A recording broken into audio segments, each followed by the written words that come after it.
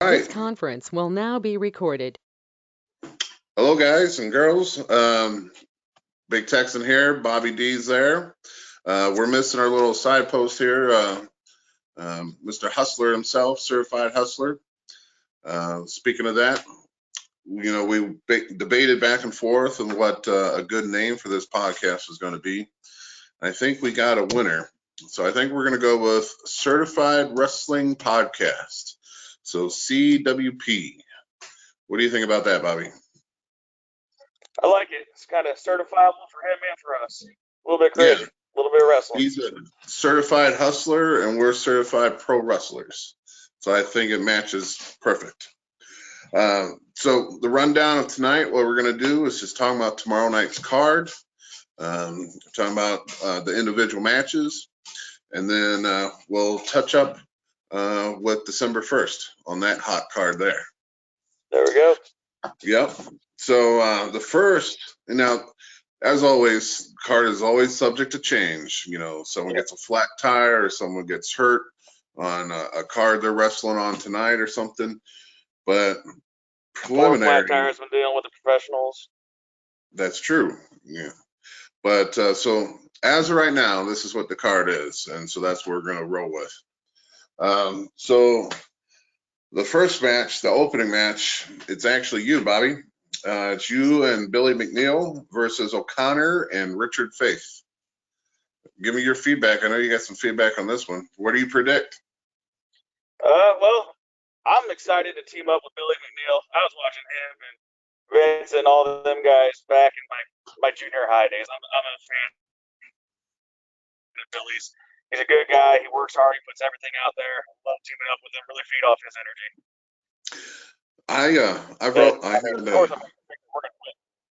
Right.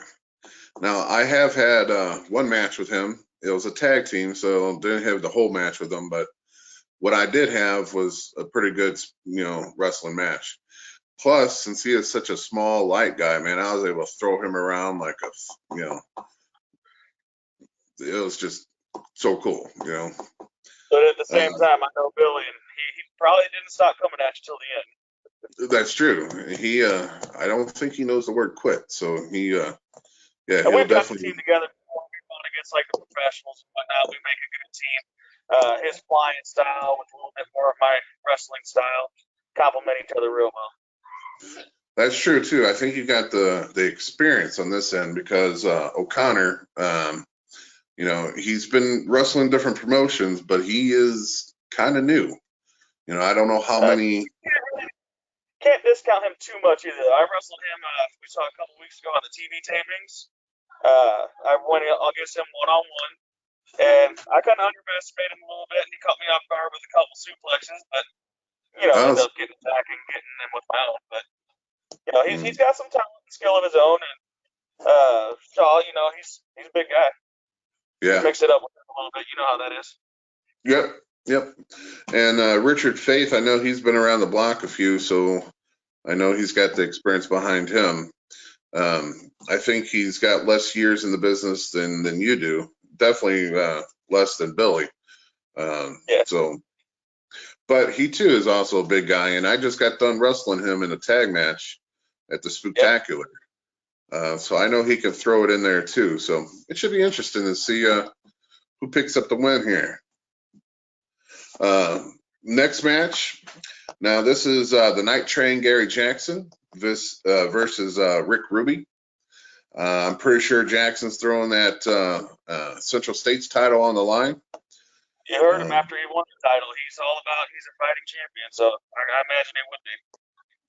Then, and I know Ruby was very pissed off when he got back into the locker room after that match because, according to him, he thought he had it won. But I think actually it came down to him screwing up a little bit, which got Jackson to be able to toss him over. So he's probably a little pissed off at himself. You can't discount those veteran instincts that Jackson has. I mean, that puts him, he's already great by himself, but that puts him over the top more often than not, just that experience and those instincts. Right. The only thing, not the only thing, but I think a good advantage Ruby has, though, is he's just such a big boy. I don't know exact weight, but I know he's probably at least about 400 or something. This is going to be a classic David versus Goliath. Ruby just trying to impose his size and will on Jackson, and Jackson's going to have to overcome it with those veteran instincts and skills again. Yeah, being quick. I know he's pretty quick on those feet too. So yeah, I think that before he does those punches. Really, I think every match on this card for tomorrow is going to be a great match. I mean, the way Herb has got this set up, lined up, it's going to be pretty good. Now, the next match is, and if I get his name wrong, I'm sorry, but Franco Vargo versus Gil Rogers. Now, do you know a lot about Franco? Do you know anything, or? Just some of the stuff we were discussing earlier. I don't know too much about him. I've seen his picture, and he looks like a big, strong guy. Yeah, so he's a big boy, too. I don't know who to compare him to. Probably like a taller version of Rhino. So he's like... I was about to say the same thing. He looks like a Rhino build to me. Just solid barrel chest. Going to knock your teeth down your throat. Yeah, so I did a little research on him just so I know something to talk about on here. Now, I've seen that he's wrestled up northeast. He's wrestled down south. He's actually wrestled in Australia as well. Now, and it's not really like newbies or lightweights that he's wrestling, because I got him down that he's faced Carlito. He's faced the Masterpiece, Chris Masters. In the Carlito one, well, actually in the Masters too, he beat them both. And the Masterpiece actually held a title. It was a heavyweight championship. I don't know what from organization, but Franco beat him for that title. So, I mean, he's got a couple good impressive wins. So I think that'd be kind of cool, her bringing him in. So it sounds like Gil's got a pretty uphill challenge here. Yeah, and that's... So watching his matches, he is more like a brute guy. He's got some, like, a little bit of chain, and I think that's where Gil's going to have him beat, is because, you know, Gil is old school chaining, and when you chain, you got to be quick. You know, you got to be, if he puts me in this hole, how am I going to get out of it type of situation. I know that style pretty well. Yeah, you do. Yeah. So who do you think on that one? Well, again, kind of like the Ruby and Jackson match, it's going to be who can impose their will the most. Is Vargas going to just get in there and knock his teeth out, or is Gil going to kind of maneuver around where he wants it? I can see it going either way from what you described. Right. Just because I know Gil and I've seen him wrestle and he's been a mainstay, I'm going to lean towards Gil. Just because I don't know everything about this Vargo guy. So I'm just going to go off my own experience there.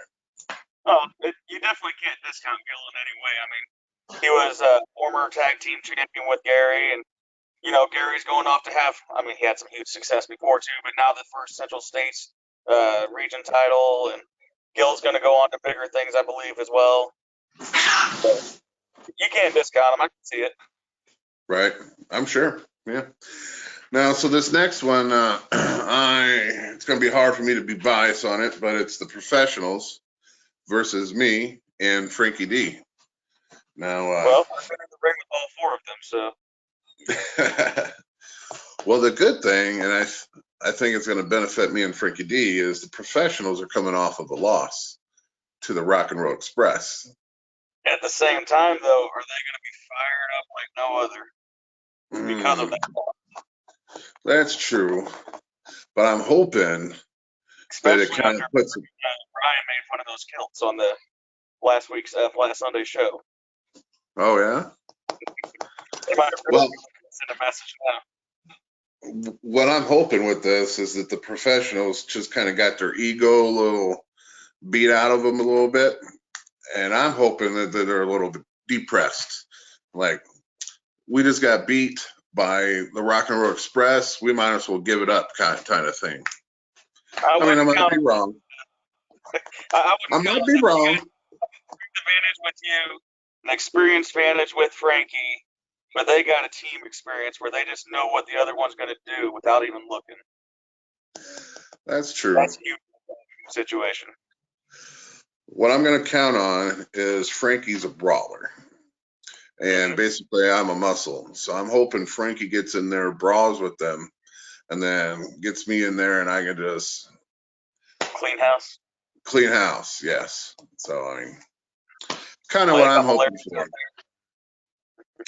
Well, No, we've seen the big lariat on one. We haven't seen a big double lariat from you yet. there we go. Yes. You never know. I mean, I choke slammed him the last time I wrestled both of them together. So that was a big feat in itself, you know. Yeah. So my left arm, I think, is just as strong as my right. I might be able to do a double lariat on them. I'd like to Probably see pull that. off. They So- probably only over the years, but I wouldn't mind seeing them getting their teeth knocked in. Well, we did a podcast before, and I talked to them, well, at least one half of them.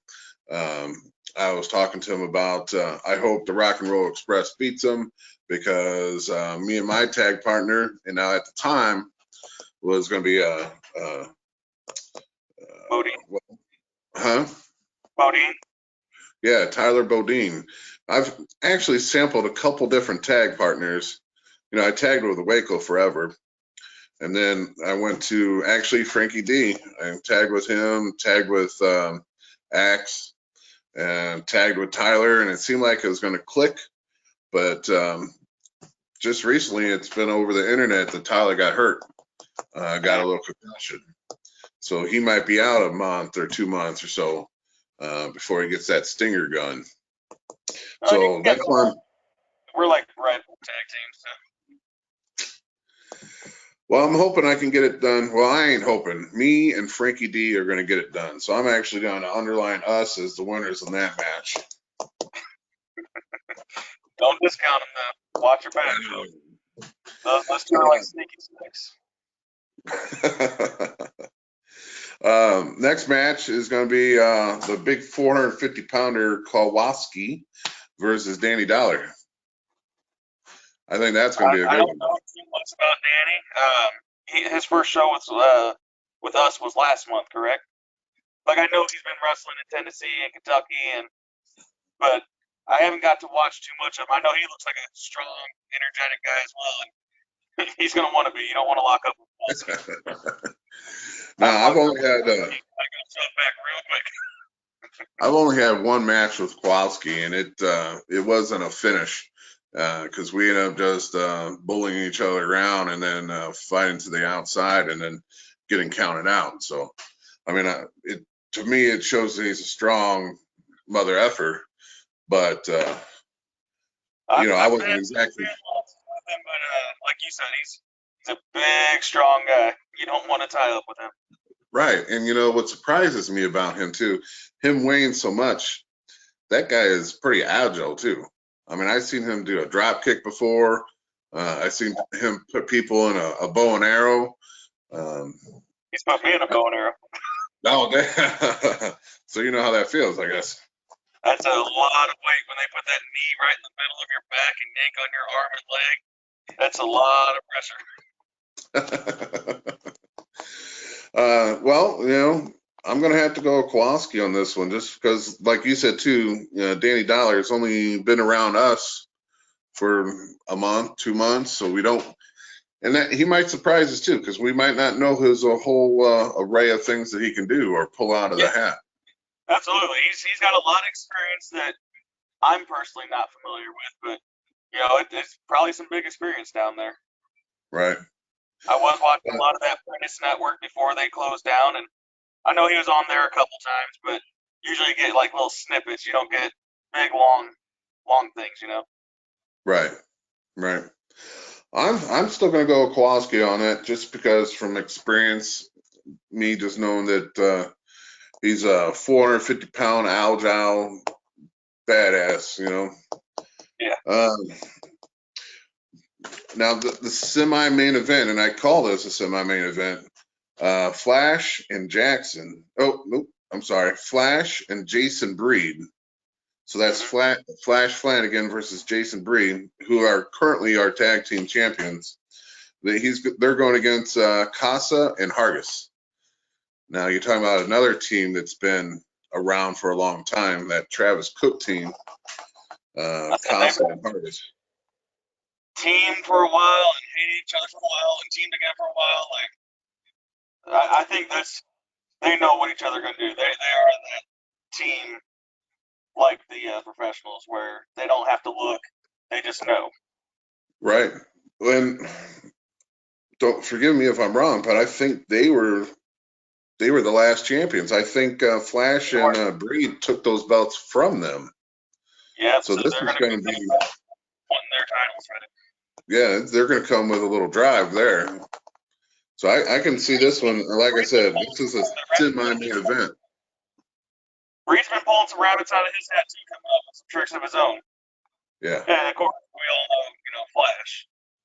Right. I mean, I just tagged with Flash last month, and we came victors over Richard Faith and Rick Ruby. So I mean, we gelled pretty, and that was the first time we've ever been in a match on the same side.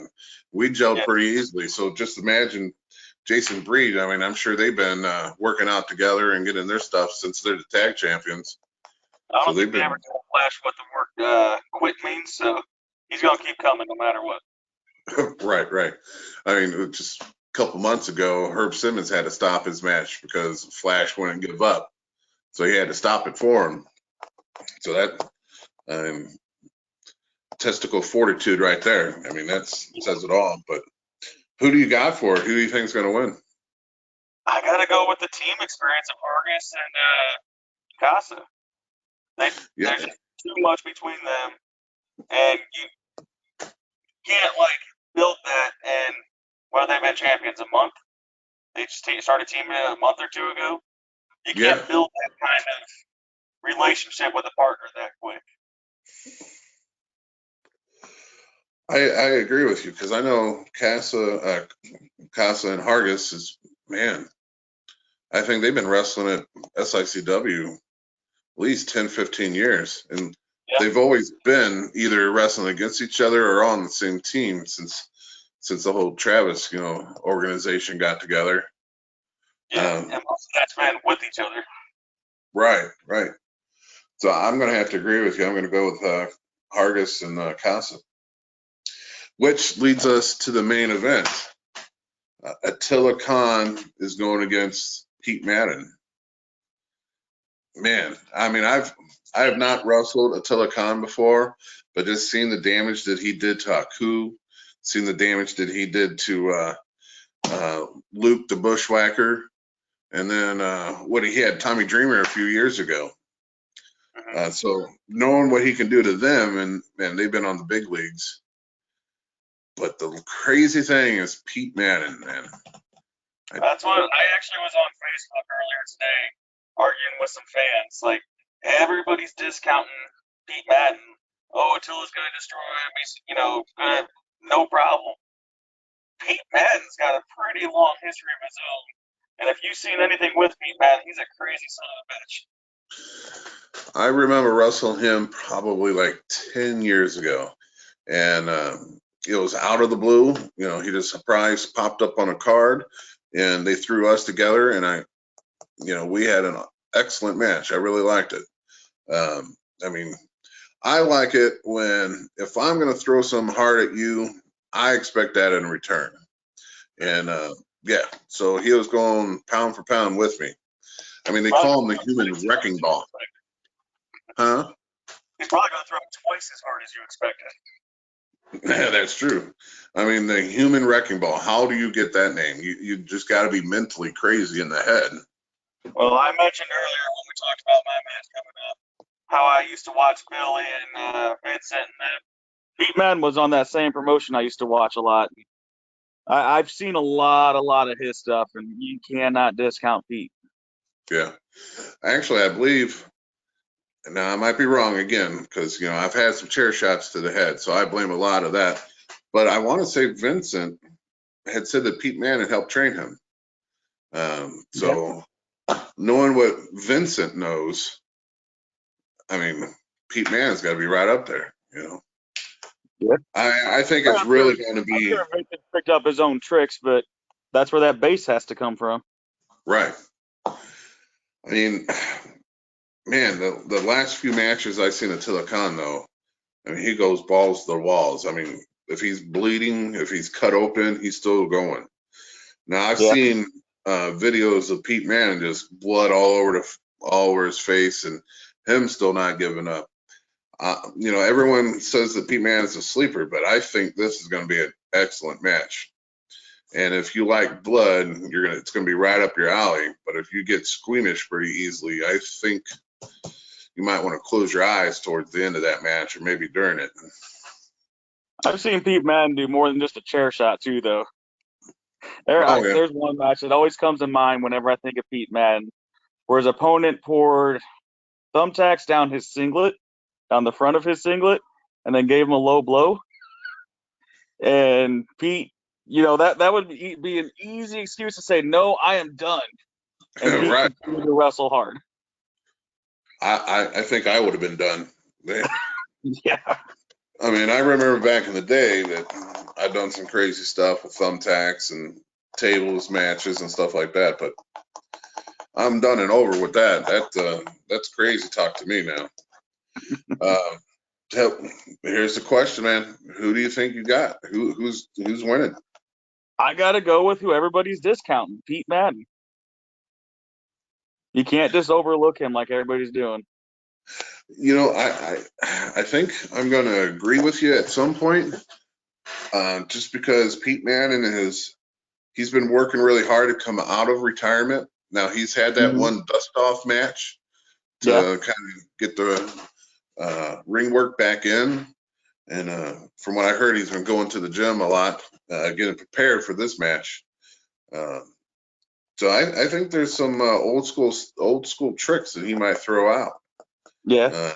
I say we all know how tough Attila is. I don't think we have to talk him up much. I mean, as long as he wins this match, he's getting a freaking title shot for the NWA champion. So we all know what Attila can do. Right. How crazy he is. But I don't know. I could see Pete Madden enduring a lot, and even if it's just a simple roll up, just sneaking one in. Wouldn't that be interesting if Pete Manning wins and then goes to face Trevor Murdoch? I mean, I don't think that's the title match they were looking at, but it'd be interesting for sure.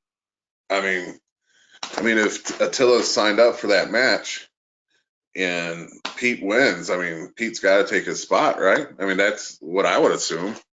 I'd imagine. Because the whole thing of this match is our champion versus their champion. So if Pete Manning's the champion, and we heard on what was that?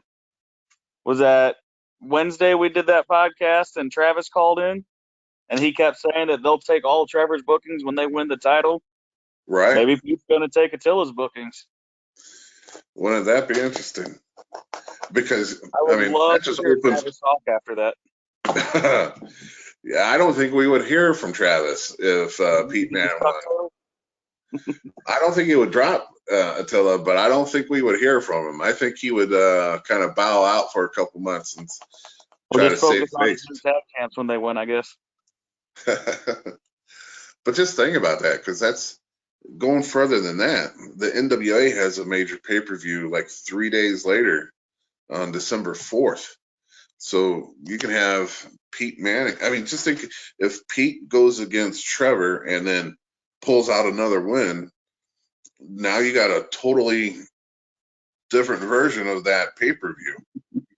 It would send huge shockwaves. Either way, if Attila makes his way to see Trevor Murdoch or Pete Manning, I think the real winner is SICW. I mean, because it's puts us on the map regardless. Oh yeah, for sure. So I mean, I really can't tell you who I want to win, because as long as one of them wins, SICW is on the map because we're going against Trevor. Realistically, I could see it Attila, but you can't discount that experience from Madden. So it'll be good either way. Yeah.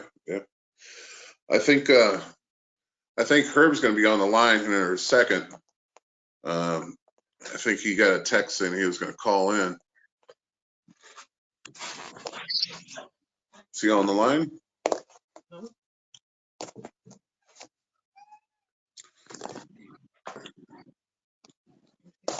No. Oh.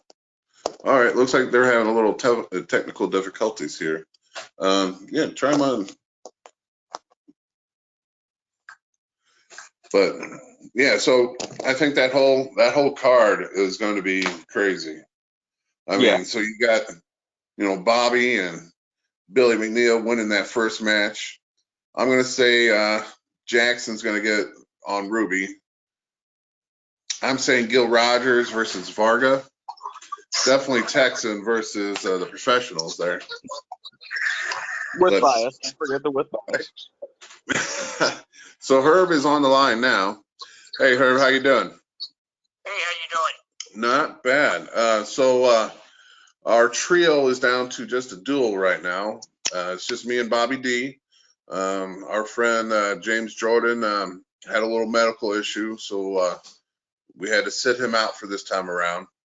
But we just got done going over tomorrow's card and talking about the whole possibilities of how that's going to end with Attila versus Pete Madden. Can I pick your brain and ask you what you think is going to happen during that match? Not what you hope is going to happen. Quite a few people asked that question in the last week or so, because everybody has seen what Attila has been doing for quite some time now. But a lot of wrestling fans, especially SICW fans, know what Pete Madden, the Human Wrecking Ball, has done in his career. Yeah. In fact, I've had fans call me and say, "Hey, are you going to have an ambulance on standby? You're going to have a doctor?" There is a gentleman who has spilled more crimson red in auditoriums and you name it, auditoriums, probably as much as Attila has. So I got to believe that one is way too close to call. I know Pete Madden, I think he invented the word hardcore. Right. So I think it's really going to be too close to call. This is one I'm actually, I was worried about the Attila and Haku match a couple of weeks ago, and everybody saw how that came out. That was in and out of the ring, more out than in. But that's probably how this match is going to go too. Yeah, and of course, as we always say, when you've got the likes of Travis Cook at ringside, you never know what's going to happen. But I hope the fans do show up, come prepared, because that's the main event that most organizations would love to have on their card. Right. I mean, Bobby, you got extra security for that, right? Bobby wants to know if you're going to have extra security. Oh yeah, we'll have the boys there, and like I said, I made it pretty well clear that if there's any shenanigans on the part of Travis Cook, the security will take care of him also. I like it. I was telling Bobby that we were picking people on who's going to win these matches, but when it comes down to this one, there's not a precise winner because Bobby brought up the fact that Pete Manning's a hardcore legend and wrestled in Tax and been Crimson Red in a lot of his matches. And then you got Attila, who is the current badass who,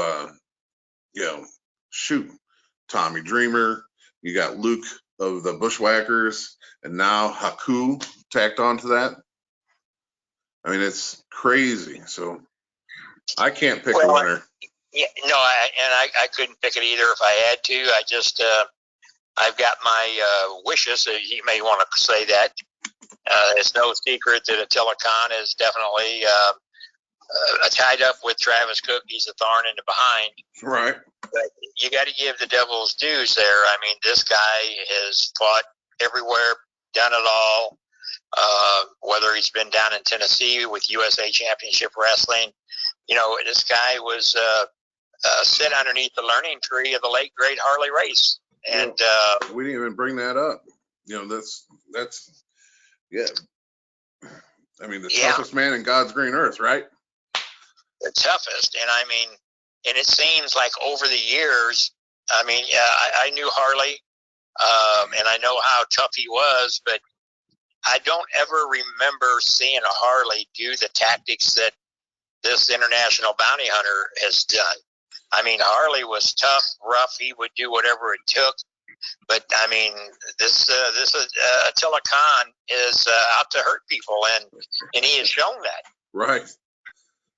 I mean, maybe it's something that Attila's picked up through all those international tours that he done to become that like death wish guy. But man, just to have that in the background, being trained by Harley Race, I mean, that's unbelievable. He's got a solid base for sure, but like I had said earlier, I could see it to where Attila's beating him up, and Pete, it looks like Pete's done, but then he just gets that sneak quickie roll. Pete does not give up. Cannot discount him. Right. No, I think if there's a fan out there that's trying to say it's in the bag that Attila Khan is going to walk in the East Crown Lake Community Center tomorrow night and walk out as the champion, they're underestimating Pete Madden, because that's why, in all honesty, I reached out to Pete. He's been a couple matches with us here recently, as recently as the Swansea Firehouse card. Did a great showing there. But the reason why I asked him to take this match is because he has paid every due that you have to pay in this business, and he has been everywhere. He has fought the toughest during his career. And when I talked to him, he said, "Yeah, I think I still got some gas in the tank." And he said, "I know little tricks of the trade." And so, yeah, if there's any fan out there that thinks that it's a cakewalk for Attila Khan tomorrow night, they've misjudged Pete Madden. Yeah, I was telling Bobby, I said, this is him coming out of retirement. This is his last hurrah that he's on right now. Not just saying Attila is going to be his last, but, he had the one at the Firehouse, and that was to knock off that rust. And this is going to be his hurrah. I mean, this is going to be him proving himself that he can still go and still do this.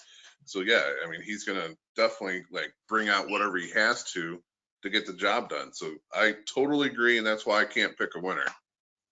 No, I wouldn't try.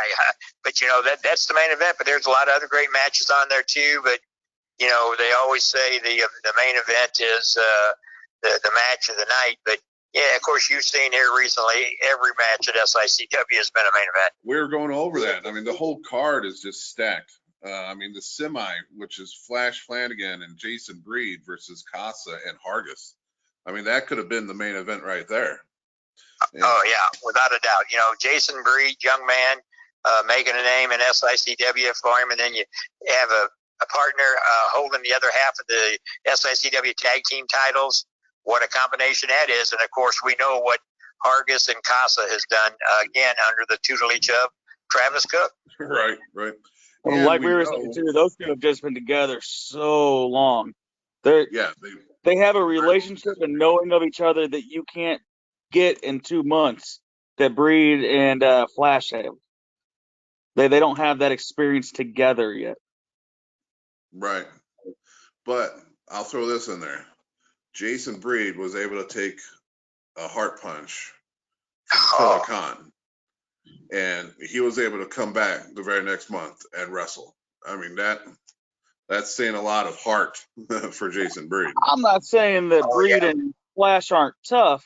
There's no doubt they're both tough, but I don't think they have that gel together yet. But I could be wrong. We'll see tomorrow. Yeah. I mean, the whole, Jackson throwing his title on the line, the Central Stakes versus Rick Ruby. I mean, again, main event. It could have been a main event anyway. Well, we saw what's the reason that match was made is those two were the last two men out of that 21-man battle royal at the Belle Claire Fairgrounds, and Ruby was so close to becoming that Central States champion. I felt it was only right to give Rough Cut a shot at the champion. So this will be the Night Train's first defense since winning that a couple of weeks ago. You know, of course, Gary is that energized bunny. He just keeps on going. But I tell you, you look at that rough cut Rick Ruby. There's a guy who comes out in that lime green. I tell you, I got to give him a heart just for doing that, wearing the lime green. But you know, when he gets ready, he wears that man down, and he gets ready to drop that big ham hock leg on him. You know, again, too close to call. Yeah, yeah. And I don't need your opinion on this one because I know you're already voting for Texan and Frankie D versus the professionals. I mean, that's just we don't need to talk about it because we just know Texan and Frankie D is going to win that one. So I mean, we'll just move on. I was talking. Hold on. We at least got to mention that throughout there. We got to mention that throughout there. I want to see a double lariat. I want to see heads off at once. Man, I got to tell you, I'm going to go on record as saying tonight, the eve of this, the professionals, I got a feeling they're probably not sleeping well tonight because I know they've watched them videos of that vicious, devastating lariat. And I got a feeling if I was in their boots, I'd be trying to stay away from that tomorrow night, if all possible. Yeah, Bobby brought up the idea that, and I agree with him, my left arm is just as strong as my right. So there might be a double lariat coming on in the future. But again, That's why I said, hands down, it's going to be Texan and Frankie D. So we can just move on. Well, I'm looking forward to Frankie D getting back in the ring. You know, he's been kind of on a sabbatical for a while, taking care of some injuries, but it's always good to have the son of the South, Frankie D, back in that SICW squared circle. Of course. We'll run this one by you. Franco Varga versus Gil Rogers. Now, I've done some research on Franco. I've told Bobby that this man has wrestled the likes of Carlito. He's wrestled the Masterpiece, Chris Masters. He's also, besides wrestling in the U.S., he's wrestled overseas. I've seen some matches of him in Australia. So, I mean, he's been around. I don't know how long his wrestling tenure has been, but when I was doing my research, at least 5 years, because there's enough videos on him to see that far back. But Gil Rogers, we know what he can do. So I mean, it's kind of a toss-up. A new guy that might throw something that we've never seen before versus an experienced old school style grappler. I mean, we always say that he's a throwback to the legends. So it's going to be a good match and could be a lot of surprises in that one. Well, and I think with Franco Varga coming to again, just reiterates what we've been saying. All the top talent in this business wants to come to where the big boys play, and that's right here at the SICW. Franco will be with us for a short time, and then he goes back to the UK. And then once he gets done, he'll be coming back to the Midwest, and hopefully he'll be making some more appearances right here at SICW. You know, I kind of skipped over this one. Not with Bobby. Me and him's already talked about it. We're talking about Kowalski versus Danny Dollar, who is also a new guy who was a top talent somewhere else who wanted to come in. Yeah, Danny Dollar. I first started seeing him down at USA Championship Wrestling. Him and the King, Jerry Lawler, have got a good relationship down there. Our late great friend Bert Prentice introduced me to Danny, and I mean, what a great talent. You know, we've seen him here a couple times on some of the TV shows, and I think you're going to be seeing a lot more of Danny Dollar because he's a guy that wants to get out there and he can wrestle. He can be rough and tough if he wants, and I think the crowd at SICW is really going to take a liking to him the more they see him. I totally agree. I mean, I did a little bit of research on him too when I first heard that he was going to come in. And I know there's some matches on YouTube of him going against the likes of a Flash Flanagan. So I mean, he's got the experience.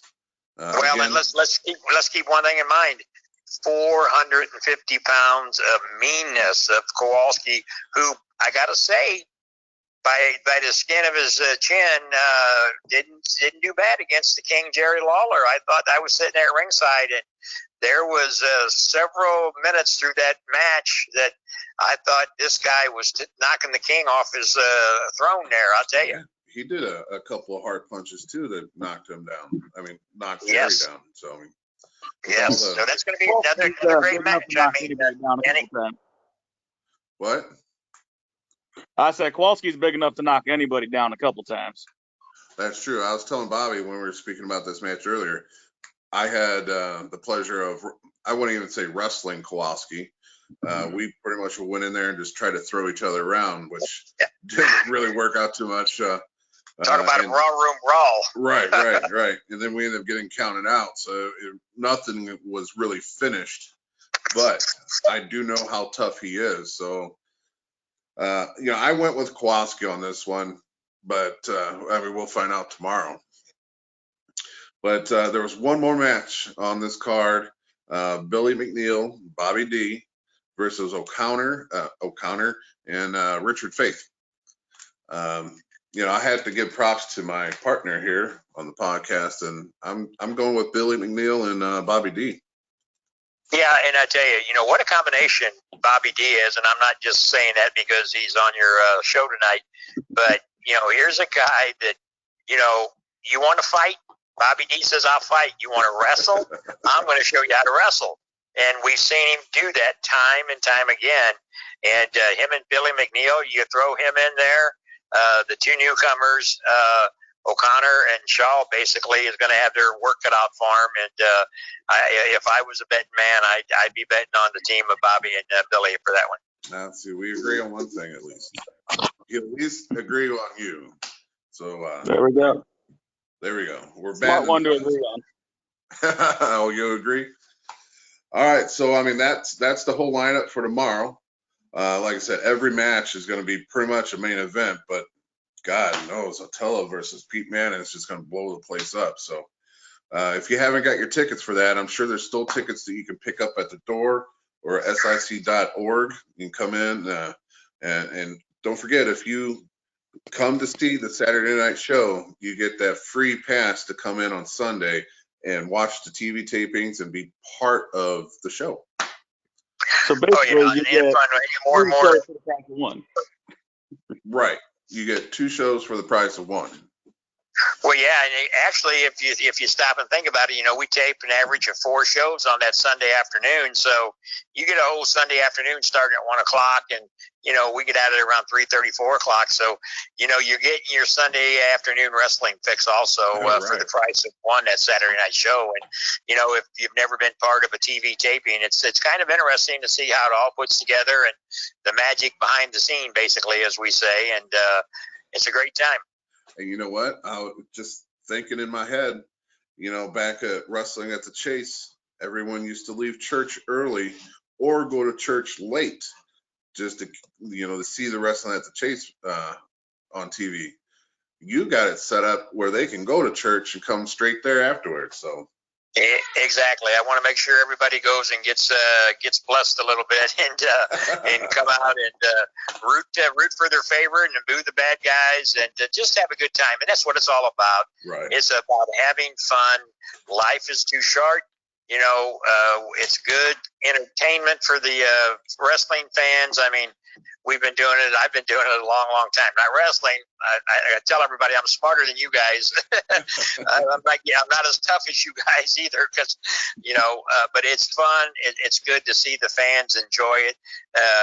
Set tomorrow night for a couple hours, they'll be able to forget about everything in life. Right. Doesn't mean everything mysteriously goes away when you leave there. You still have to worry about the price of gas, milk, eggs, if there's going to be enough turkeys around for Thanksgiving holiday. But for those 2.5 hours or whatever it may be, you can sit there and just have the time of your life and not worry about it. And if you're very nice to Bobby tomorrow, you never know. He's going hunting in the morning, so he might be able to bring you back a turkey or something.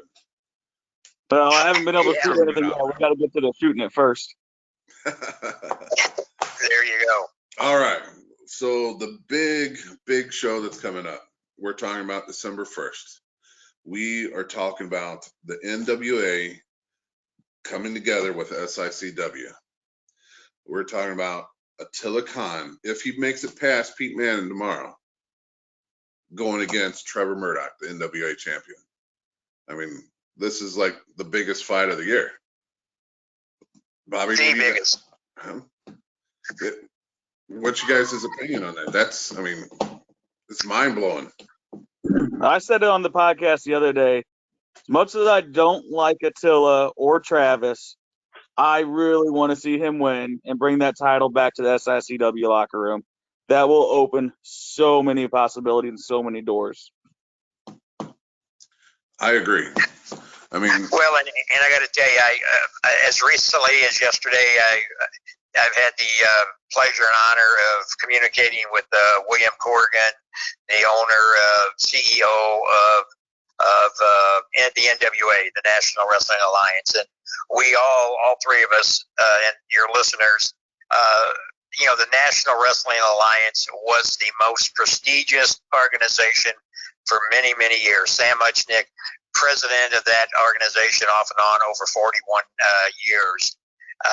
It was a household name. People enjoyed it just like they enjoy SICW now. right. Yes, you can't take away from Trevor Murdoch, the NWA champion. Another gentleman, don't forget this, another gentleman that was trained by Harley Race. Right. So when you throw these two gentlemen, Trevor Murdoch, the NWA champion, you throw Attila Khan, the SICW Hall of Fame Classic champion, who both were trained under the greatest of all time, Harley Race. Who do you pick was the best student? Who was paying attention in that class when Harley was teaching? Right. I think you're going to find out on Wednesday night, December the 1st. Definitely. I mean, that's, man. Not just who was paying attention to them, but who's picked up more tricks along the way.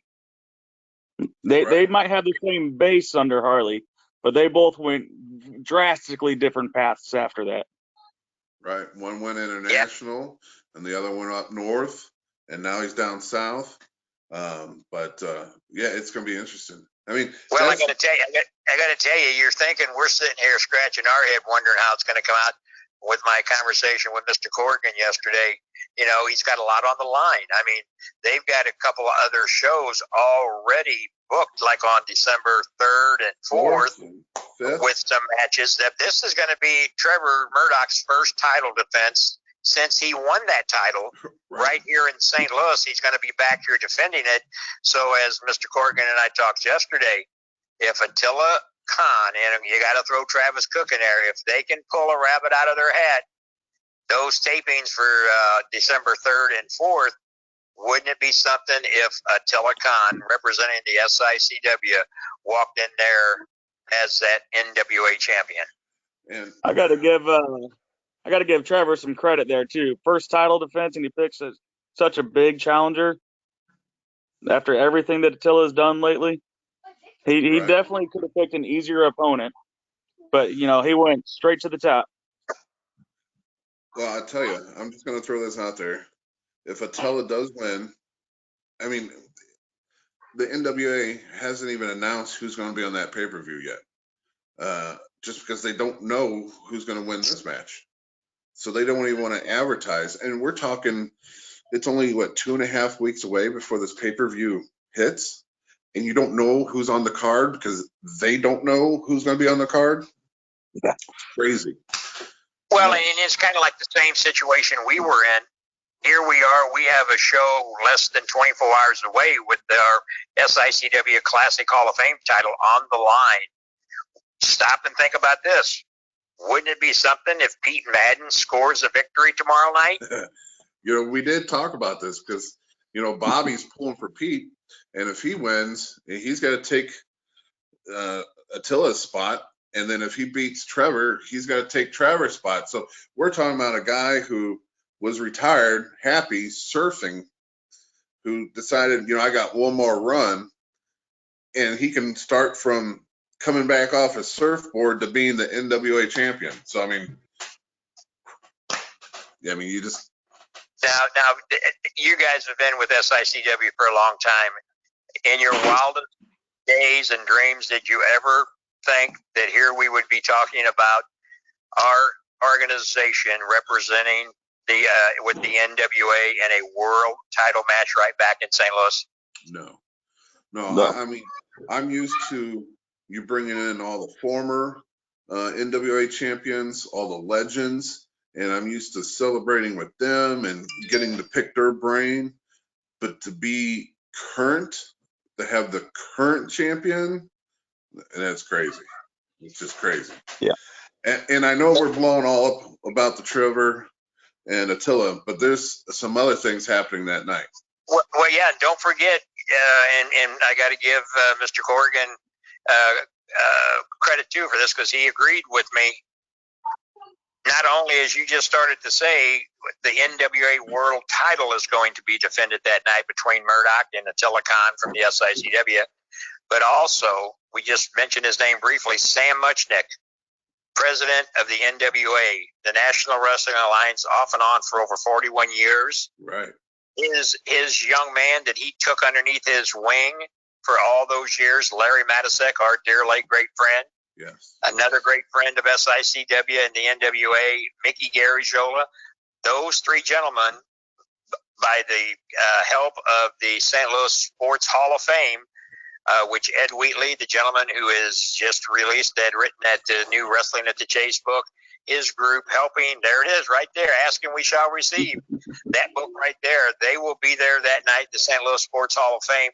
They're going to induct the Muchnick, Sam Muchnick, Larry Matisek, and Mickey Garagiola. Each of their families will be present there to take part in the celebration. And not only that, when I talked to Mr. Corrigan about it, I said, look, this is a NWA show from top to bottom.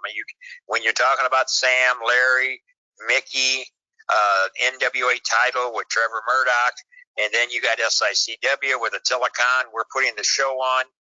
What else can we do? So what did we do? I reached out to another NWA great legend, Gerald Briscoe.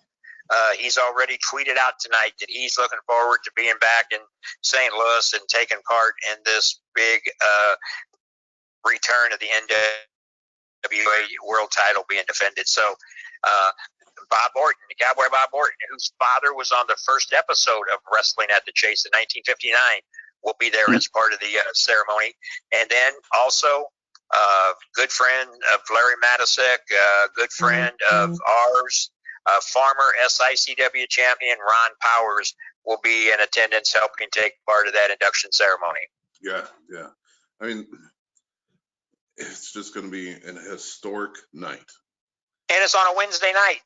Right. You know, you got to remember, everybody says, why a Wednesday night? Well, you know, like I said, the NWA has other bookings that they've got to do.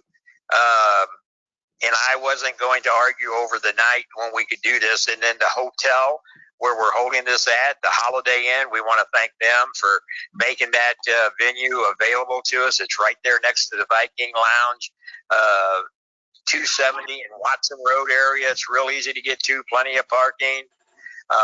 It's going to be in their one ballroom they've got there. I think it's going to be something. We thought the Missouri Athletic Club was a milestone when we did that a couple of months ago. The fairground show we just came off of, and now the NWA title are going to be defended here. I think it's just it's getting bigger and better. Yeah. I mean, it definitely is for me, because I just found out today that I'm on that card. I mean, I'm going against a big guy as well, and Rough Cut Rick Ruby. But I mean, it's just an honor to be on the card. I mean, like I said, it's going to be an historic night, regardless of what you're there for. If you're in there for seeing Sam Muchnick and Larry going in, or if you're there to see Attila Khan versus Trevor, or if you're just there to see Gary Briscoe. Jerry Briscoe. Man, I'm already tongue-tied. I mean, a personal friend of mine, I think we're good friends, is Cowboy Bob Orton Jr. I mean, he has been around the SICW locker room that I think everyone's become really close to to him. There is another match, and I'm gonna butcher their name. So could you shout out that ladies match? Yeah, again, and you remember back in the days, Sam always had the ladies, when he brought them in, he'd always use them as a special attraction. Right. And so, keeping with the tradition of what Sam Muchnick used to do, the St. Louis Sports Hall of Fame asked if I could put on a special attraction match of the ladies. So I've reached out to two of the greatest out there on the market today. The one young lady, daughter of one of the fabulous Freebirds, Terry Bam Bam Gordy, Miranda Gordy, will be on December 1st, and we've seen her in action. She is an up-and-coming star. She's traveling all over the country, and but we're just so happy she's going to be joining us. And I thought, well, I've got to have a rough, tough competitor for her. Right. That can go into that Holiday Inn, the big show of the year, NWA. So I reached out to our good friend Malaya Hosaka. That's the one I could not say her name. I didn't even want to butcher it. Great. You talk about a lady who is full of fire and vim and vigor. We saw her. She was with us a couple of years ago in Belleville. Went against another tough lady, Thunder Kitty. Yeah. And what a match they had. So I'm looking forward to that match. You throw that ladies match in along with everything else that's going to be there. I don't know about other people, but I know on December 1st, I'm planning on being at the Holiday Inn in St. Louis to see this great event. And I know the tickets have been going pretty fast for this, so you need to go out and get your tickets now. Herb, can they get that at the SICW.org website? Yeah, and again, when you say the tickets are going fast, that is, a lot of organizations to say, oh, they're flying out the door, they're flying off the shelf. We want people to know that these tickets are going to go fast because they already are. The St. Louis Sports Hall of Fame, you can go to SICW.org. There's a link that will link you right to them. But the report I got just a couple of days ago, they've only got 9 VIP tables that they're going to set up in this room. They've got sponsorships. They're got to have some ringside seats available, like the first 3 rows around the ring will be VIP seating. And Tim Moore, one of the gentlemen from the St. Louis Sports Hall of Fame, who's in charge of the tickets, is saying that, the phones are ringing off the hook about it. People are coming forward saying, oh my gosh, world title. We want to be there. Right. So I mean, I think this is going to be another sellout. If I was a fan, I'd get my ticket right now because I wouldn't take a chance waiting to get them at the door. So this is like a multi-level card because you got those people that are just interested in sports and being that the Hall of Fame is going to be there to induct Sam, Larry, and Mickey. I mean, you got people that's just going to show up for that, and then you got people that's just going to show up for Trevor from being an NWA fan. But then you're going to have our fans showing up for the SICW guys. So you're talking about so many people is going to go after these tickets. So yeah, I was on the phone yesterday with Sam Muchnick's son Dan, who lives in Atlanta. He's making the trip in for it. His son lives in Kirkwood, Missouri, pretty close there to the Holiday Inn. So, like I said, the Muchnick family will be there. The Gary Giola family's already committed to being there. Bob, his son. So there's no telling. You're right. And again, the workers on the card, their friends, family, they're going to want to come and see your family. Like I said, it is going to be just the NWA name out there is going to draw those NWA fans. Yeah. When they were at the Chase Park Plaza here a couple of months back, for their 4 days of shows they had there, they had 1,000 people there for the first 2 nights. And so when you say get the tickets, you better get them early if you want them. Right. And, so the NWA being there those 2 nights, they realized St. Louis has never left wrestling. Wrestling left St. Louis for the NWA, you know, and them coming back and having that sellout crowd 2 nights in a row, they know how big St. Louis and wrestling fans are. I mean, so it's. Oh yeah, well, you look at what we just did at the Belle Claire Fairgrounds a week and a half ago, or 2 weeks ago, I guess it's been now. But it is, you know, wrestling is at that high. You know, Sam Muchnick always said it's like a roller coaster, and you know, it's on the incline right now. But we got to give credit where credit's due. Ed Wheatley and the Wrestling at the Chase book, all the publicity that's been out there about that, the word of the film. Yeah, he's got a movie coming out too, right? The film that's coming out, we've already started filming that. It will be out. We're targeted date March or April of next year. You know, some of our people have been involved in helping with the filming. Pat Matisek's already been interviewed. Our good friend Darla Staggs came all the way in and had her day in front of the camera. So I'm really looking forward to that. I got a question for you, Herb. Now, you know, if you don't know, that's great. But with them filming that movie and this big card happening, do you think the cameras will be there to film that? Oh, without a doubt. You know, they were some of the cameras was at the Belle Claire Fairgrounds taking some video there. Yeah, I think that there will be footage of that taken. And because, you know, they're going to want to get as much footage as possible for the film. Right. It's going to be a PBS film. You know, Ed was very successful in his books he wrote on the St. Louis Browns. He won some Emmy Awards for the films that he did on them. And I got to tell you, as much research that he has done on this book, I was so honored to be asked to be a part of it. You've seen it, you got it there, you've read it, I know, probably a couple of times, and yes. I've had people from around the country that's ordered it and has told me how nice it was put together. Our good friend Jim Cornette talked about it on his podcast. Said that just the smell of the book, you know, it's not one of the paperback books. This is a hardbound book. Jim Cornette said, "Man, I could sleep on this book." You know, it is certainly big. Yeah, you know, and that's what Ed did. He didn't waste the expense. He went to the extra sized pages. It's loaded with hundreds of photos in it. It's just it's an amazing book, and it's going to make a great Christmas gift. So he'll be there on December 1st. He'll have plenty of books there. They've even got package deals to where if you buy one of those few tables they got as a sponsorship, you can get a book. So I would really encourage you to check that out. I'm just going to throw out my favorite part of the book. This right here is the timeline.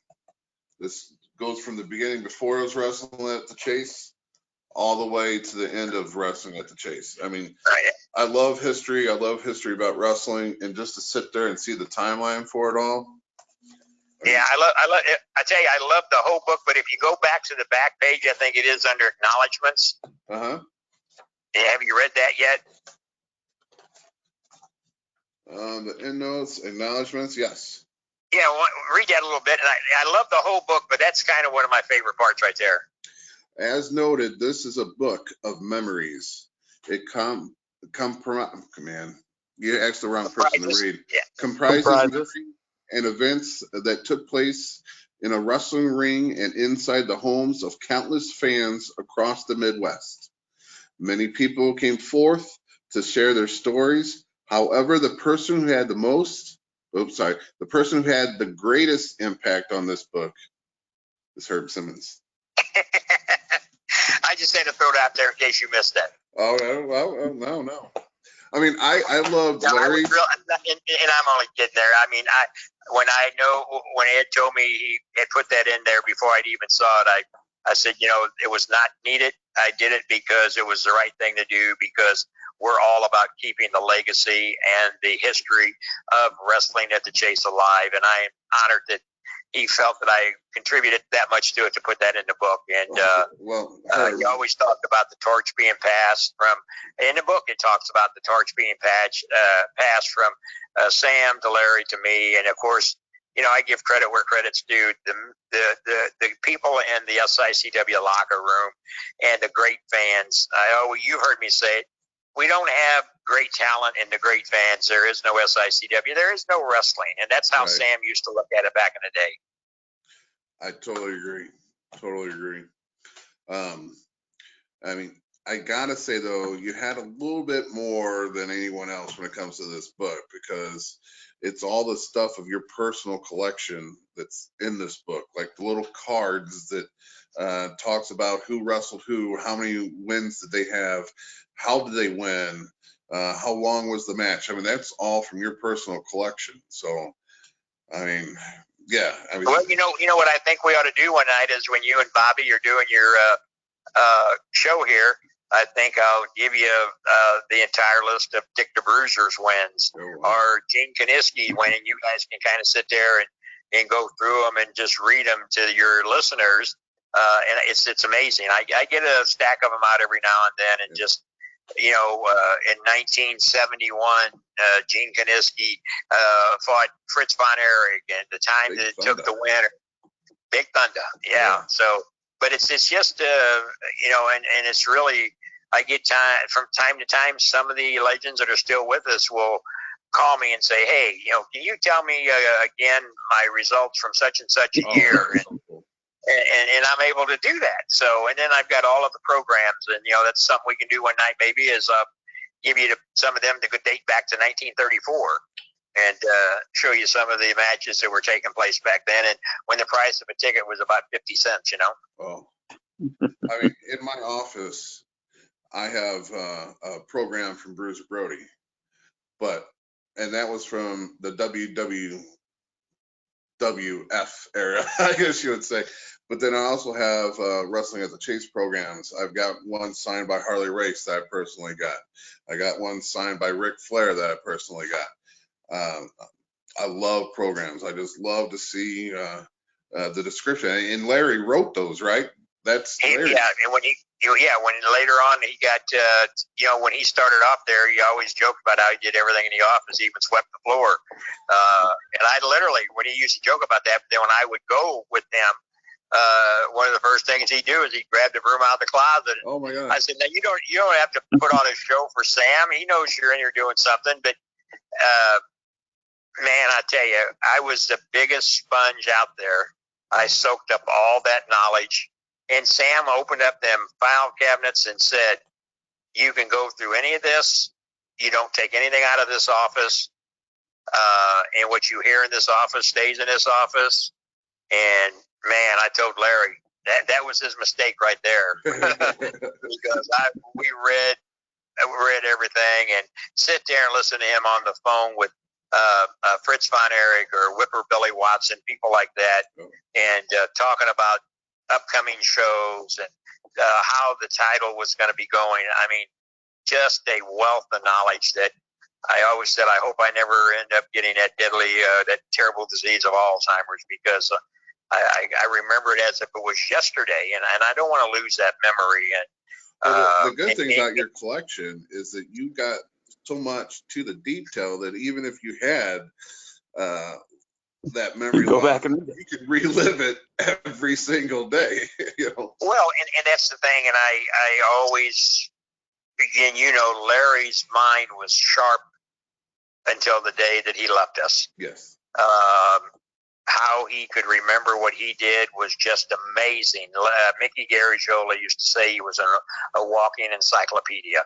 If you wanted to know where wrestler so-and-so, what he was doing now, Larry could tell you. He could tell you how many children he had. He could tell you their birth dates, basically.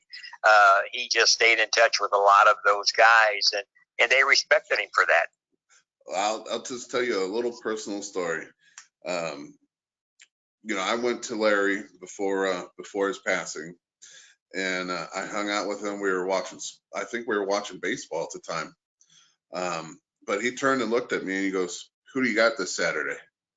And I was like, at the time I told him, and he goes, "What do you think you're going to do? This is what I think you should do."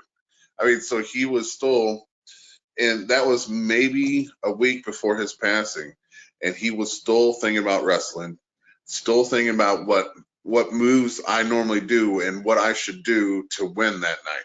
I mean, I just got goosebumps. Sorry, I just got I got the shivers right there. I can tell you, if you remember, and sometimes I remember that distinctly. The week before he passed away, we were working on that card, and I was sitting at his place that we had him at, and he knew he wasn't going to be there. And I say that because he referred to it as, now look, you can do it. And he always said, Herb, it's your show. You do what you want. I'm only here to help you to try to get the best that we can. And I said, well, and as you know, we were trying to bring him back and forth. I'd put him in the van and bring him there in his chair. And he said, nope, I won't be there. And I said, yes, you will, because I always tried to keep him positive. Right. And if you remember that following week, that the one night they had the show over in South County, Tony had the one at South Broadway at that VFW or wherever it was at. And it was then that I knew he was not going to be making our show. My wife and I actually left there and went back to the home and sat with him. And then at about 5 o'clock in the morning is when his wife called and said he passed. But up until that point, he was putting shows together. He was worried about the TV. He was telling me, Dr. Drew's got to do this. He's got to make sure he's on time for this. And that's what I said, a great mind. It's just that his body just wore out. And, I mean, I'm sitting here right now looking at the three people that I say, and you've seen it, it's my cardboard cutouts of Sam Muchnick, Larry Matisek, and Bruiser Brody. They're right here in my living room, guarding some of the memorabilia I have here. Of course, my wife says that when she comes out, sometimes it scares her because they're so big, especially the Bruiser Brody one. But no, without those three gentlemen, I never would have met the people that I did, and we wouldn't be sitting here. I wouldn't have met you guys. We wouldn't be sitting here having these conversations. Now, you and Bobby have been with SICW, and there should not be a locker room out there that doesn't want to have guys like you and Bobby D and the other guys in our locker room part of it, because you guys make the show. Yeah, I appreciate it coming from you. I mean, 48 years or 47? What are we on? Be 48 come February. Whew, long time. Right. I'm kind of jealous though, because I never got to meet Sam and I never got to meet Brody. Now, I've watched probably everything that you can imagine on Brody. You know, that's my favorite pastime, is watching old matches. And definitely, you know, Brody has had an influence on my career, even though he passed before I got started. But just, I mean, it's crazy. But, you know, you stop and think of this, and you talk about getting goosebumps. When I had those shows with Brody on them, it was like he was same thing every time he walked in the locker room. He would walk in, greet everybody, and he'd always walk up to me, and Larry would usually be the one that bring him in. And he'd walk up to me, put his hand out and shake, and every match, what do you want tonight, big boy? And I'm thinking to myself, in fact, I told him a couple different times, I'd have to look up at him. I said, what do I want? You know, here's a guy to me at that time is larger than life. Oh, yeah. This guy was, you know, and a lot of people don't realize that we were the first independent. I don't like that word, as you know, but everybody seems to think that that's what it is. It's okay. But we were the first independent organization that he worked for when he went out on the independent market. Wow. And one of the, and we developed such a good relationship. And people can say, well, you were paying him good. Well, I paid him because he took a liking to what we were doing. And he knew, and it was him that brought guys like Dick Murdoch, Jerry Blackwell, Kamala, who else? Tojo Yamamoto, the Mongolian Stomper. Archie Bowley. I mean, he brought those guys and introduced them to me. And then we had our guys here like the Giant Assassin, who he just loved to work because he was a big guy. Yeah. With Roger Bailey, Big Daddy, the manager. Well, So I'm just going to attest to that, and Bobby will probably chime in too. I'm sure we've worked for a bunch of promoters that paid us, but if you asked me to go back right now, I would never go back to them. But I would No. come back to SICW. So I can just see that that's the sense that Brody had too. A bunch of people will pay him because, you know, even if you weren't the only one, if I'm sure there's a bunch of independents that were wanting him. But it's that bond that he got from you that brought him to you. yeah, well, and again, it wasn't just me. It was Larry Matisek. We were standing in Belleville the one time, and like I said, Larry used to come to all my shows up there. You know, we ran shows before Brody ever come there. Right. And we were doing okay. You know, we were running there every month, just kind of like what we do now. And Larry was there one night, and we had a pretty good card and going on, and you know, had the likes of, I don't know if you remember the guys who were like Bull Brannigan, people like that, a guy named Brian Madden, Spike Huber was coming in there, and of course Bill Ash, Saul Winecroft, George Winecroft's son, the Iceman King Parsons was there. So, and Larry was there one night. He said, what do you think about bringing Frank up here? And I remember turning around and looking at him. I said, man, Frank's not going to come to Belleville. I mean, this guy's on television. He's everywhere. He said, let me work on it. And man, oh man, it changed there within about a week when I got that call from Frank Goodish. Wow. And the rest has just been great. And, you know, I had the bar there in Cahokia, Illinois, the upstairs part of it. We called it the Brody Lounge. And that's where he was in 1988, the weekend before he got murdered. He was with us that weekend for our 1-year anniversary there. And he came in and stayed with us, and we had a great time. And in fact, there's a picture floating around out there on the internet that we had one of those big inflatable Miller Highlight blow-up cans, and him and I are standing out there with a couple of the fans. And Nice. that was in 1988. Never forget it. I know he wrestled in Dupo for you as well, which is crazy because that was a high school. Can you imagine seeing Brody come into a high school? Dude, he wrestled there more than once. The first time was with against Abdullah the Butcher.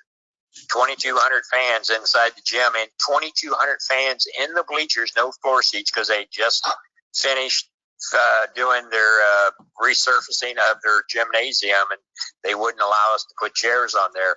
They were packed in like sardines. Wow. I hope they're And okay that with was blood in a there. Sunday afternoon show.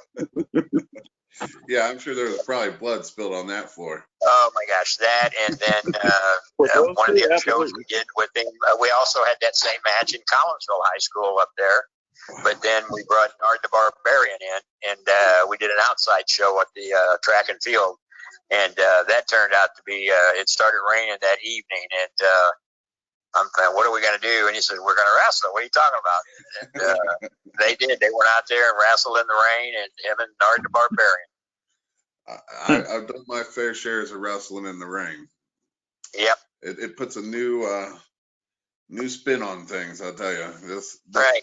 You know, then we had him at the Fairmont Park racetrack, had him there, and he was with Nard on a card there, and then the next time we had him with Ox Baker. So. Now, I've heard the stories, and, you know, here's the bad situation. The bad thing is me and you talking wrestling can go on forever. Yes, sir. Yeah, I mean, that's a good and a bad thing. But Herb's got a couple stories. I've heard the story many a times, but I would like you to tell it one more time on this podcast about Brody at the fair at the horse tracks. Man, tongue tied. Brody at the horse track. At Fairmont Park racetrack. Yes. So which part did you want to hear about? Him racing the horse down the track with the jockey on the back? Well, there's a picture. That picture is still out there on the internet. It was published in the magazines, and there used to be a young lady that followed him around everywhere, and she shot for the Japanese magazines. Her name was Linda Rufa. But she was there, and John Perchbarn, who is a local celebrity, a newscaster, Yes. was there, and he was the one that him and Frank, he wanted to film something kind of out of the ordinary. And Frank came up with the idea of, he said, well, I'll race a horse down the track. And they thought he'd just run alongside of it. Heck, he had a jockey get on his back, and he raced it down the track, you know. Let me ask him, did he win?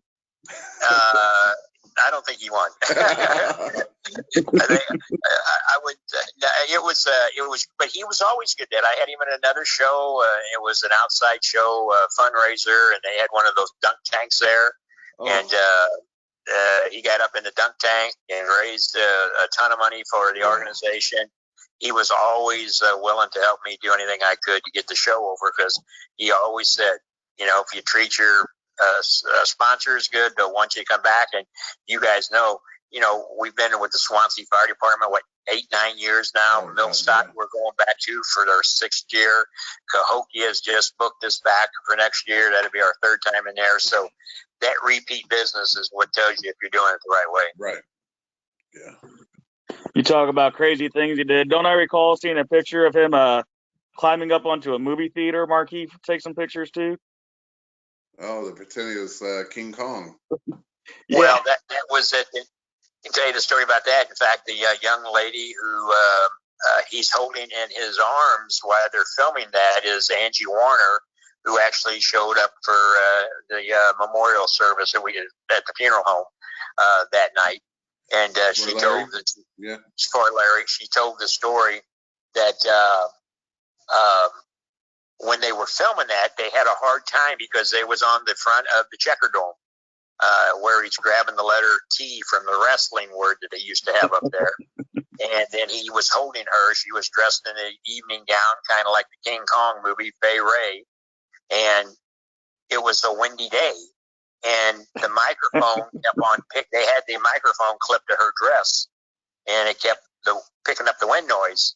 So Frank said, well, I'll fix that. He took the microphone and pinned it underneath his beard to where it would cover the wind noise up. And she told that story standing up there at Larry's funeral that night. And her and I stay in touch. We're friends on social media, and but that's how they did, because, you know, everybody said, well, why was he wrestling in St. Louis? They called him King Kong Brody, and when he was elsewhere, he was Bruiser Brody.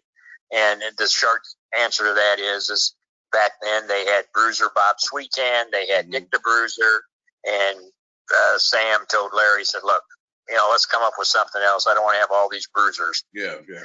So they came up with the King Kong, and it worked. So I'm sure he left a couple bruises. I'm sure he left a couple bruises out there on the ring on people. I'm sure. But growing up, that was the name I knew him by, was King Kong. Yeah, I didn't know about the whole bruiser thing until I started getting up in the age and realizing, you know, that he went all over the world. I mean, he was like a god in Japan. I've watched a lot of Japan stuff. That was some of my favorite. Yes. Tell you what, if you ever want to hear about their tours in Japan, Stan Hansen is the guy that has just got story after story, and, you know, 2 great friends, and I love Stan, and I just love to tell you. And when we talk, it's always, we end up talking about Frank because you know, you have to, you know. But you know, but when you think about, you said it a while ago, you know, you've been fortunate to meet these guys when we brought them in, and as you know, I bring them in for the fans. Some of them never got to meet these guys, and for the locker room guys to pick their brains. And I mean, I'm driving down the road today, and my daughter was with me, and the phone rings, and it comes up on the and it was Hacksaw Jim Duggan calling. And how's he doing? He's doing good. 2 weeks ago today is when he had his surgery. But the reason he was calling is 2 weeks ago, Jimmy Hart, as you know, was with us, and Jimmy was with me, and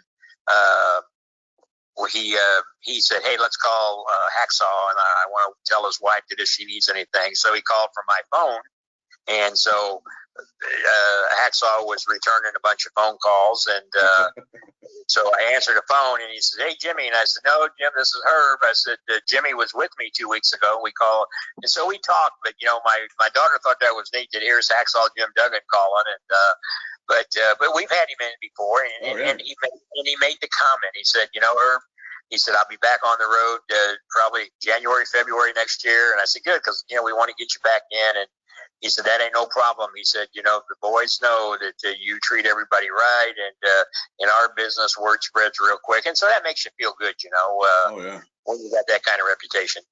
Bobby. Talk about another workhorse. He plans on getting on the road that quick.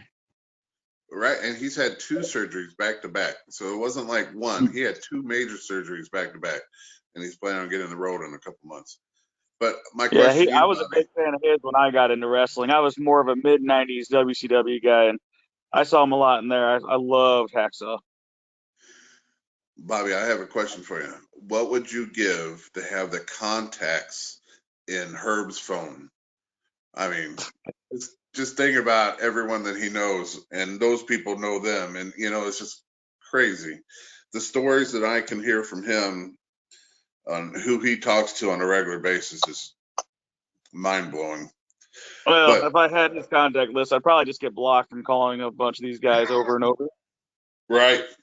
Oh, yeah. I got to tell you a story, Texan. That black book I carry in my pocket.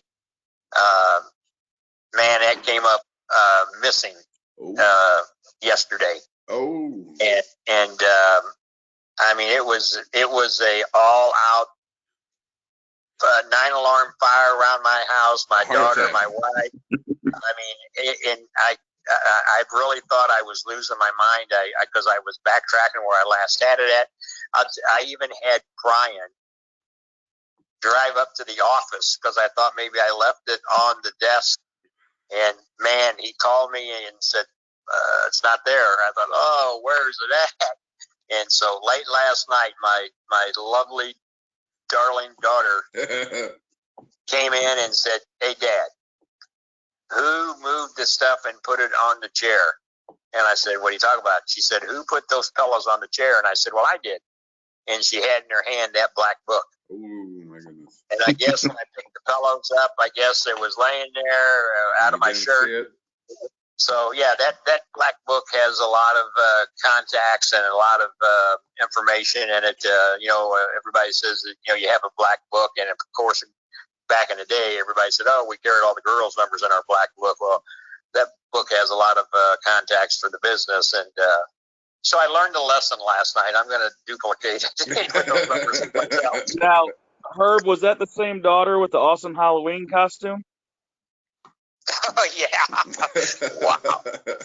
I can't tell you how many of the fans that have heard from since then said, man, tell your daughter don't do it anymore, because we'd walk all the way across 55,000 square foot building, and they saw what they thought was me standing over there, and they had something they wanted to talk about. They'd walk all the way over there, and it was her. Yeah. There were a couple of wrestlers that, like, you see Herb's daughter? I think she's dressed up as him. I'm like, oh, yeah. She's got the 3 essentials that he always has, too. Yeah. Well, and she even had a black book she pulled out from underneath that sweater vest, and she really went the whole 9 yards, Oh, so, the black book, the pen, and the cell phone that never leaves you. Yeah. Well, yeah, because if I don't have that glued to my ear a lot, I don't feel comfortable. But again, guys, I mean, it's an honor to get on here with you guys tonight, and I appreciate what you're doing, because you're keeping the fans interacting, and they love it. And we're going to get the word out there. We've got a lot going on. We're going to be starting a new year here shortly, and if it's anything like, we just came off of a rough year with the pandemic, and right. Everybody's trying to play catch up. And, I know there are still some fans out there who are skeptical about going out, but, I encourage everybody, if you haven't got your shots, to consider doing so. It's your choice, but, it's better to be safe than sorry, as I tell everybody.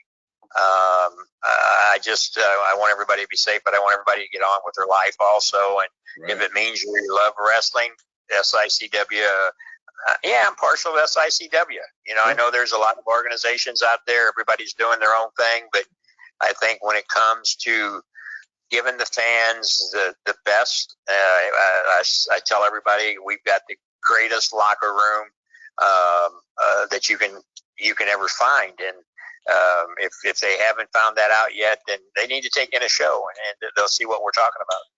Right. I mean, we might have started off slow this year, but I'll tell you, we're ending in a bang. So, I mean. Yeah.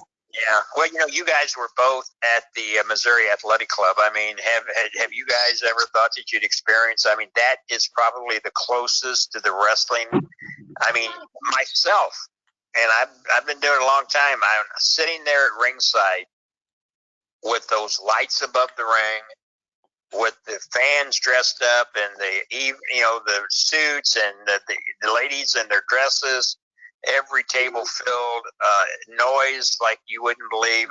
It took me back. I just thought, man, Larry would be so proud. Sam Muchnick's daughter was there, Kathy, and I talked with her and I said, you know, Kathy, in no way, there will never, I don't care who it is, there will never be anybody that can duplicate what your dad did. Right. All we're trying to do is carry his legacy on, and I hope you'll understand that and appreciate what we do here. And she did. And the Koppler family was there, the owners of the Channel 11, when they had it, the family was there, told them the same thing. And it was just an evening that, and I didn't know until at the end of the Belleville show that the fairgrounds, the gentleman who put that show on at the MAC, Jim Wilson, was there. And he came up to me before he left, and he had brought a group over and said, my gosh, he said, we thought you guys tore down at the MAC. He said, what you did here tonight, he said, it's not if we're going to have you back at the MAC, it's when we're going to have you back. So Man, I'm excited for that. That is one of the coolest shows I've ever been part of, hands down. Right. I totally agree. I mean, it was just, the atmosphere was perfect. Yeah. Now I just got to get on that December 1st car so I can see how big that one's going to be. Yeah, if you thought that was good, let's wait and see what Wednesday, December 1st is going to be like at the Holiday Inn, because it's got all the makings of being just as good with the lineup, with the Jerry Briscoe there, the ladies match, and then the NWA World Title. And yeah, I know there's companies out there that's going to say, oh, that's no big thing. You know, we were associated with the NWA years ago. Well, maybe so, but William Corrigan is what I like to refer to as the man with the pulling the strings right now. He owns those three letters, NWA. And now I feel if we can bring the first title defense back since Trevor Murdoch won it, right, that says something. That's going to go. Nobody else is going to be able to say that. That's going to go down in the history books as being done, and SICW was a part of it. Yep. And like I said, if Attila Khan, and Bobby D said it best earlier, if Attila Khan could score a victory and that title get over into SICW, one of their men, the history is being written right there. Right. So the whole I'm not saying I like Attila, but it would sure be nice to say that we were somebody in our locker room held that NWA title, yes, and carried that tradition on. I totally agree. So again, SICW.org to get your tickets. You can reach out SICW on Facebook, Herb Simmons on Facebook. Get your tickets because they're going to be gone. So, yeah. But Herb, I would love to talk wrestling with you all night. Well, I know you guys are busy, yep, and we got a show here coming up tomorrow. Yeah, just a few hours. So I'm gonna go ahead and let you go. Me and Bobby's gonna wrap up, and then we'll see you tomorrow. Okay, guys, see you at the show. Take care. Thanks. Thank you. Take care. So, man, this is I mean, you got to appreciate Herb calling in like that. I mean, we're only a few podcasts in, and you know, we've had Travis Cook on, we've had Herb on. I think we're on a roll. People want to be a part. Yes, and it's a good way to get information out. You know. Well, he's got lots of it. Yes, he definitely got lots of it. What do you think about calling it a night? We've been on here just about 2 hours or so. We got to wrestle tomorrow, so if you guys want to get a hold of us, morning, it's already 11. yes. If you guys want to get a hold of me anytime, Facebook, Jim Hofarth. I'm on all the socials, Jim Big Texan Hofarth. You can find me on YouTube, on Twitter, and everything. Bobby, you got anything that social wise that can reach out to you for? Honestly, I gotta get back into all my socials. I do got a Facebook under Bobby Weidler. I think I changed my Twitter to Bobby D. I'll have to double check that, and I'll get that for the next podcast. All right. Again, we changed the name, Certified Wrestling Podcast. So look for us. We normally have a third person, our hustler. I'm sure he'll be back next week. Until then, have a good night. Thank you, Bobby. All right, sir.